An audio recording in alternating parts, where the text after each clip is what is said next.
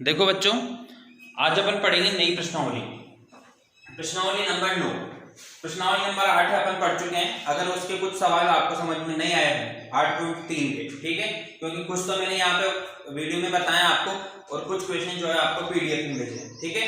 तो अगर समझ में नहीं आया हो, ठीक है, पूरी 8वीं की बात करने था मैं 8.1, 8.2, 8.3 में से जो भी क्वेश्चन समझ में नहीं आया हो आप मुझे मैसेज कर देना, एक्सरसाइज का नाम लिखना और कौन सा क्वेश्चन है समझ में नहीं आया, ठीक है, मैं उस पर आपको वीडियो बना दूंगा, ठीक है बच्चों।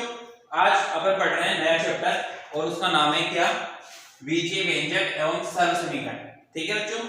और ये है चैप्टर नंबर 9, ठीक है। तो इस चैप्टर 9 में से अपन को देखो, पहले बात तो मैं बता देता हूँ कि इसमें से क्या हटा था, ठीक है, क्योंकि अब अपन सिर्फ वही पार्ट पढ़ेंगे जो अपने कोर्स में है, ठीक है ना। क्योंकि अभी तक तो देखो तो चैप्टर नंबर 8 में से कुछ हटा नहीं और चैप्टर नंबर 7 तक अपन ने पहले जो भी पढ़ा था पूरा पढ़ा था, कुछ आगे चैप्टर नहीं पढ़ा होगा मैं आपको पढ़ाऊंगा, ठीक है। तो आप मुझे ये बताना कि शुरू से लेके अभी तक अपन ने बीच में कौन कौन से चैप्टर छोड़े थे, ठीक है ना। तो आप मुझे मैसेज करोगे कि सर ये वाला चैप्टर आपने छोड़ा था, ठीक है। आज अपन पढ़ेंगे नवा चैप्टर और क्या नाम है इसका, बीजीय व्यंजक। और देखो बच्चों, ये जो है बहुत इंपॉर्टेंट चैप्टर है। क्यों? क्योंकि अभी 8वीं क्लास में आप पढ़ोगे, फिर 9th में पढ़ोगे और फिर 10th में पढ़ोगे, इसलिए ये चैप्टर जो है बहुत इंपॉर्टेंट चैप्टर है, बढ़िया समझना आप इसको तरीके से, ठीक है। तो सबसे पहले अपन ये देखें कि व्यंजक क्या होता है। ये जो मैंने यहाँ व्यंजक लिख रखा है वो क्या होता है, ठीक है। अब आप समझोगे सर कि व्यंजक तो वो होती है मिठाई मिठाई, ठीक है, वो व्यंजन होते हैं बच्चों। क्या होता है बच्चों? व्यंजन। जो मिठाई मिठाई होती है ना उनको क्या बोलते हैं, व्यंजन बोलते हैं, स्वीट्स। अपन बात कर रहे हैं इसकी व्यंजक की, ये व्यंजक है ना। ये होता है ना शायद उनको मिठाई को व्यंजन बोलते हैं, व्यंजन, क्या पता है, मेरे को तो पता नहीं है। व्यंजन, व्यंजन ही बोलते हैं ना। यहाँ पर पढ़ रहे हैं क्या, व्यंजक, ठीक है। दोनों अंतर है ना ये। अब देखो हिंदी तो पढ़ नहीं रहे अपन, फिर हिंदी में समझ में आता है ज्यादा कि यार दोनों में क्या अंतर है, दोनों का अर्थ क्या है, ठीक है। तो अपन तो जो अपने कोर्स में उसकी बात करते हैं, छोड़ो। अपन पढ़ेंगे क्या, बीजीय व्यंजक। अब ये बीजीय व्यंजक क्या होता है, देखो कि देखो क्या होता है इसमें। अब आपने इनके बारे में सुना होगा या पढ़ा होगा। जैसे कोई भी ऐसे x लिखा हुआ है, यहाँ पे लिखा हुआ है 2x + 7, फिर ऐसे कभी कभी लिखा हुआ है कि 3x², फिर कभी कभी आपने देखा होगा कि 3y + 5, ठीक है। तो ये इस तरह की जो ये पद होते हैं, ठीक है, ये जो पद होते हैं इनको क्या बोलेंगे अपन बच्चों, बीजीय पद बोलते हैं। और इन्हीं से क्या बनेगा, अपना बीजीय व्यंजक बनेगा, ठीक है। तो अब बनाते हैं अपन बीजीय व्यंजक कि कैसे बनेगा बीजीय व्यंजक, है ना। तो मैं यहाँ पे कुछ उदाहरण लिख रहा हूँ आपके सामने और इनमें से अपन को देखना है कि किस तरीके से बीजीय व्यंजक होता है। तो पदों को जोड़कर क्या बनाया जाता है बच्चों, व्यंजक। मैं बताता हूँ आपको, यहाँ पे पदों को जोड़कर क्या बनाया जाता है, व्यंजक बनाया जाता है। पदों को जोड़कर व्यंजक, पदों को जोड़कर व्यंजक बनाया जाता है। कैसे? जैसे मान के चलो ये कोई पद था 2x, ठीक है, और यहाँ पे लिख रहा था आपके पास 5, तो इन दोनों को जोड़ेंगे तो क्या बनेगा, 2x + 5 बना। तो ये क्या बन गया, एक व्यंजक बन गया आपका। ये दो अलग अलग पद थे, इन दोनों को जोड़ा, क्या बन गया, व्यंजक बन गया। मान के चलो यहाँ पे आप इसको ऐसे भी लिख सकते हो 2x - 5, तो ये भी क्या होगा, एक व्यंजक होगा। तो पद क्या होते हैं बच्चों, जो अलग अलग लिखे रहते हैं, सिंगल टर्म, ठीक है, जिसमें आपके साथ, जैसे मान के चलो ये मैं पद बहुत सारे लिख के बताता हूँ। जैसे ये 3x² है, इसके प्लस माइनस में कुछ भी नहीं लिखा हुआ है, तो इसको अपन एक पद बोलेंगे। क्या बोलेंगे बच्चों, एक पद, ठीक है। और दूसरा लिखा हुआ है जैसे 3x लिखा हुआ है, तो ये क्या हो गया, दूसरा पद। इन दोनों को जोड़ो आप, तो ये 3x² + 3x, ये दोनों जुड़ गए, तो ये क्या बन गया, अब बन गया क्या, ये व्यंजक बन गया।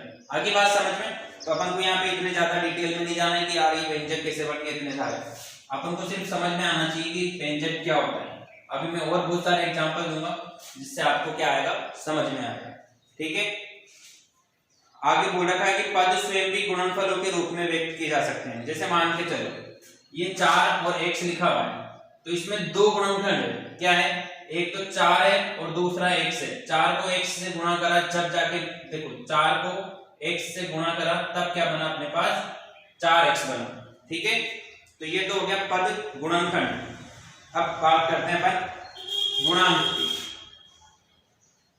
किसकी बात करते हैं बच्चों, गुणांक। ये गुणांक क्या होता है इसके बारे में अपन समझते हैं। देखो पद आपको समझ में आ गया होगा, ये जो अकेले अकेले लिखे रहते हैं इनको पद कहते हैं। अगर जोड़ के लिख देंगे तो क्या बन जाएगा, व्यंजक बन जाएगा।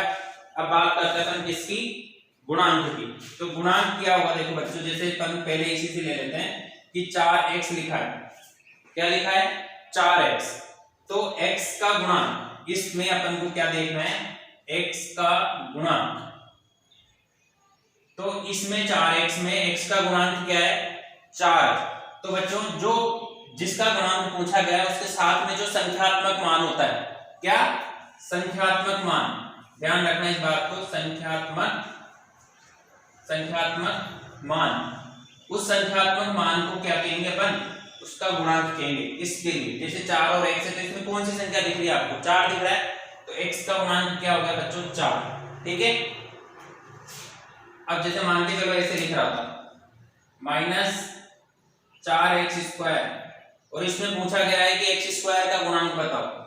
देखो यहाँ पे तो x का गुणांक था, अब पूछ रहे हैं आपसे x² का गुणांक, तो बताओ x² के गुणा में कौन सी संख्या है, बताओ कौन सी संख्या दिख रही है आपको x के गुणा में, 4 दिख रहा है तो 4 लिख देंगे, पर ये 4 काहे का दिख रहा है आपको, माइनस का दिख रहा है, तो यहाँ पे क्या लिखेंगे बच्चों, माइनस लिखेंगे, क्या लिखेंगे माइनस। तो x² का गुणांक क्या होगा, माइनस होगा, माइनस का 4, ठीक है।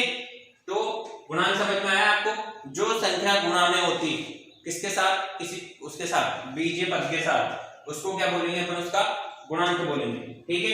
अब जैसे अपन एक और उदाहरण करते हैं, ठीक है, एक और क्या बहुत सारे उदाहरण करेंगे।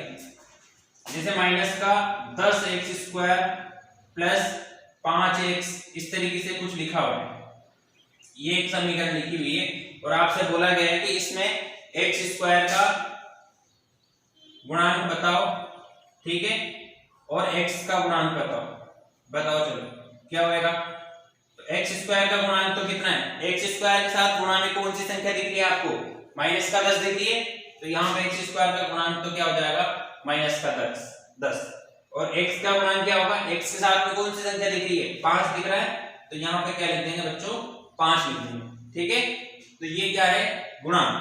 तो मैंने आज आपको क्या क्या समझाया, देखो एक तो पद समझाया छोटा सा, उसके बाद समझाया आपको क्या, व्यंजक समझाया, उसके बाद मैं आपको भी क्या समझा रहा हूं, गुणांक समझा रहा हूं, ठीक है। इसमें अभी अपन और समझेंगे, उसके बाद फिर प्रश्नावली के सवाल करेंगे, ठीक है। तो पहले आप 8वीं प्रश्नावली पूरी कर लो, और जो उसमें कुछ बच रहा हो, कुछ समझ में नहीं आया हो, तो आप मुझे बता देना, फिर मैं इसके बाद में आगे पढ़ाऊंगा आपको, ठीक है बच्चों। Thank you.